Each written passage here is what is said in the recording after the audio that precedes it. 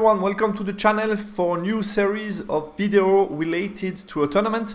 I took part last weekend to the Bellum Lacum number 8, which was taking part in Louvain, in France, very close to Switzerland and Italy.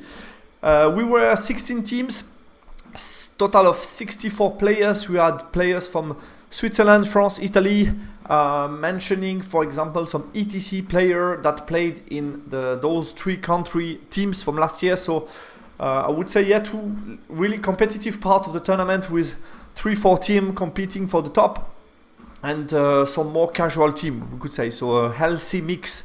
We played 5 rounds of 2.5 hours, which was for me a good surprise. Was no rush at all to finish the game. That's definitely a good improvement since the version 3.0. The game are faster, and I think that's a goal achieved for the team 9th age.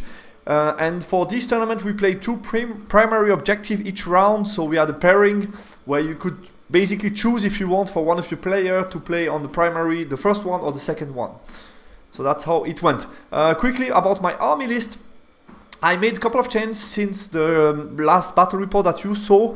I went for an approach less infantry based. You probably saw the list that are I think quite common for Infernal Dwarfs at the moment, which are around 4 infantry block, mainly Immortals and Citadel Guard being blunderbuss or pistol spear, and then some infantry like I have, so gunnery, rocket, naphtha thrower.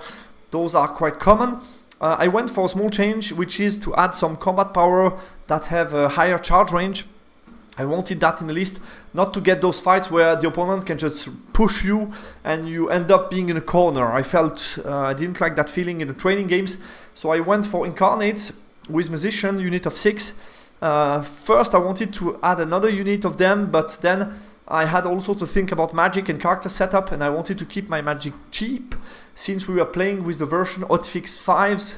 I felt the Lama Scholar was bringing a very well-rounded magic that is useful both from range and for close combat for a price of 300 points, combined with Idol of Shamut, which is 35 points. So I had 4 useful spells in range and in close combat, so I felt that's going to be a good choice here to bring more combat at the table. But that meant I had to bring something with size 4 or more on the table, which was a Kadim Titan, to basically provide a cover for Lamasu Scholar in case I face cannon. So that was basically my choice. And also I felt with the Kadim family, to have both of them could be a good counter for cavalry and high armor, also monsters.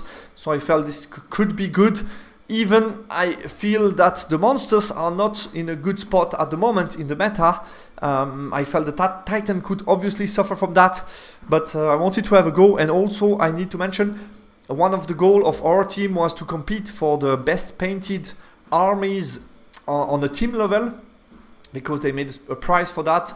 So we made some efforts on the painting, and the Titan was also for me a nice looking piece that I wanted to have on the presentation board. So that was also a reason for including him in my list.